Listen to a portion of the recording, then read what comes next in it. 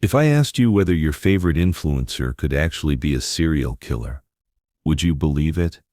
I wouldn't have believed it either, until these files came to me. You're about to see the real face of Emma Taylor. Hello, I'm retired Detective Michael Harrison. I have 27 years of police experience, but the case I'm about to tell you today is one of the most shocking cases in my career. And unfortunately, it's still ongoing.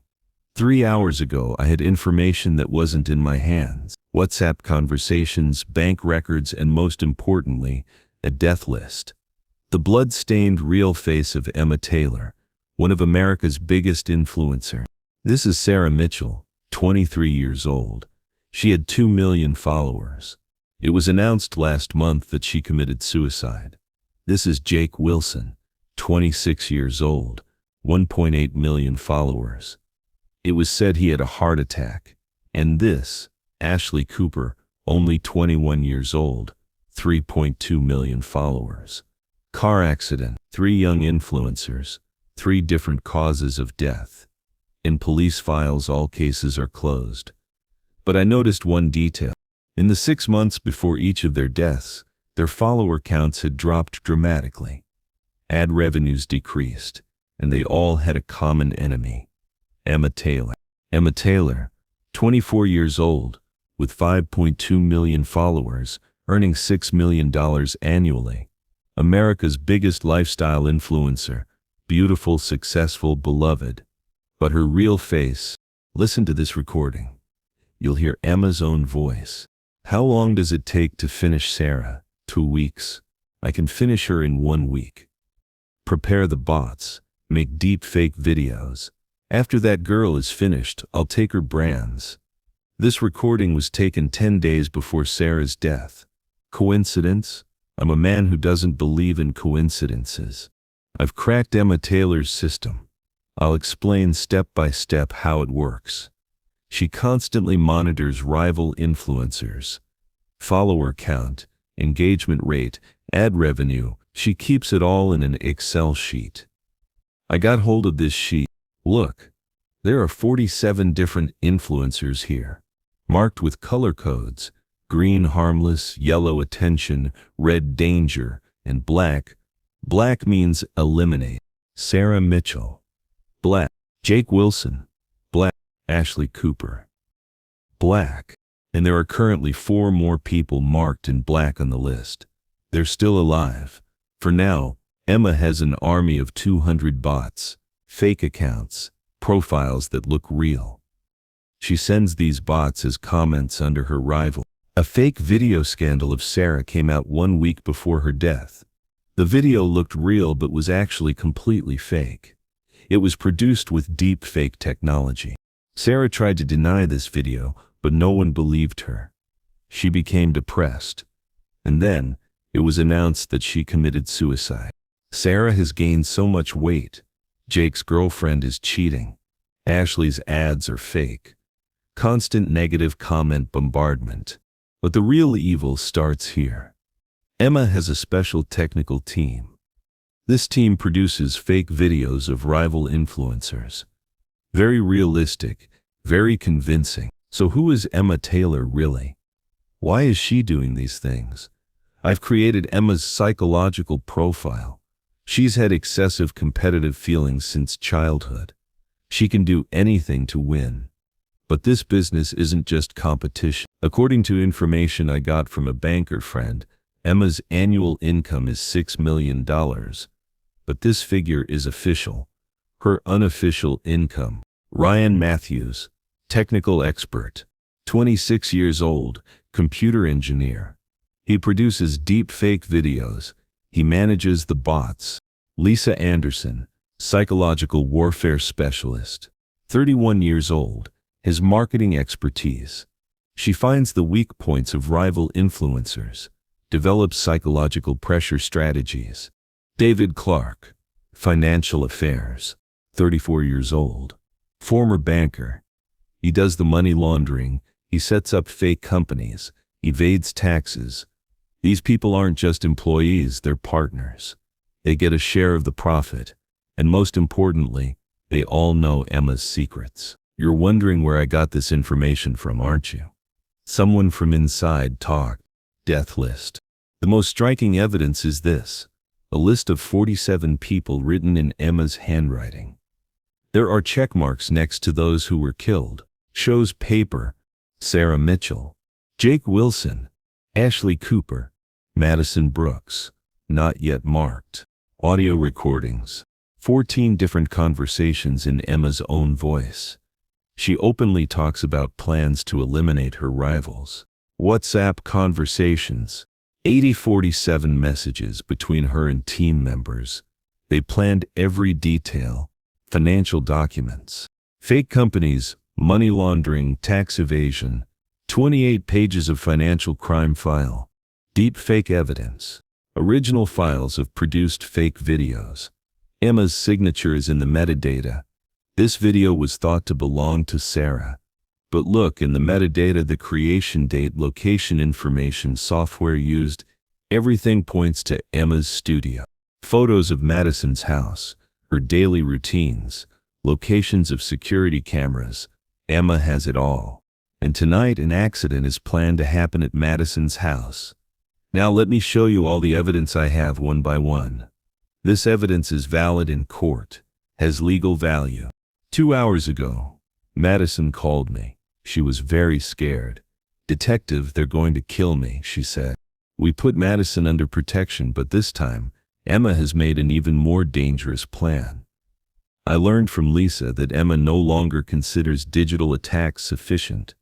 This time she's planning real physical harm. Look at the messages Madison received this morning. Your last 24 hours. Tomorrow at this time you won't exist anymore. I wish you had quit the competition and run away. Say hello to your family. These messages came from fake accounts, but when we traced the source, they all lead to Emma's IP address. I can't stand it anymore. We had a hand in those girls' deaths. Emma is becoming increasingly dangerous. Now she's also planning to cause physical harm. This voice belongs to Lisa Anderson. Her conscience wasn't at ease. She came to me. According to information I got from Lisa, one of the last 4 people marked in black on the list is in the crosshairs tonight. Madison Brooks, 22 years old, has 2.8 million followers. Very successful in cosmetics, and Emma's biggest rival. Where does this money come from? From fake advertising campaigns. Emma generates fake engagement with bot accounts, taking more money from brands. But the real big money comes from stealing her rivals' brands. After Sarah's death, 8 brands that worked with Sarah went directly to Emma. Coincidence? No.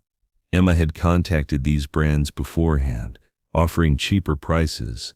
With this system, she has stolen 73 brands from her rivals so far. Total value $11 million. So is such systematic, such cold-blooded planning done alone? Emma doesn't work alone. She has a professional team of 7 people. According to the report I received from forensic experts, Emma shows a classic sociopath profile. Lack of empathy, grandiose self-perception, manipulation ability. It's written very clearly in this report. The subject feels no remorse about harming others to achieve her goals. Phone rings, answers. Hello? Okay. I understand. Hangs up phone and turns to camera. According to information I just received, Emma is currently at a cafe near Madison's house. There are 2 more people with her. Shows map. This map shows Madison's house. The red dot is Emma's location. The yellow dot is Madison's house. The distance between them is only 2.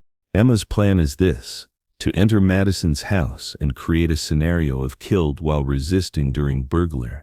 Police operation. While I'm doing this broadcast, there are police teams working in the background. They're currently tracking both Emma and Madison. Radio sounds can be heard, but there's a big problem here. There's suspicion that Emma has people in the police too. Intertwined crime. According to information I got from Lisa, Emma has been bribing some police officers for the last year. She learns in advance which investigations will be closed. Shows documents. These transfer records show money going from Emma's account to 3 different police officers' accounts. Total of him. So Emma is not just a social media killer. She has also bought the system. But the story doesn't end here. Emma had very interesting things with her when she was caught. Found in Emma's bag: fake ID cards, 4 pieces, $10,000 in cash, copy of Madison's house key, a syringe with unknown substance inside, fake police ID. After Emma was caught, team members also started getting caught one by one. Ryan Matthews resisted during police raid at his house, was caught. David Clark, caught while trying to escape at the airport. Lisa Anderson was already cooperating with us, turned herself in. According to information Lisa gave, this team has harmed a total of 17 influencers in the last 2 years. 3 died, 8 are receiving psychological treatment, 6 completely quit social media. Total financial damage caused by this criminal organization: $340 million.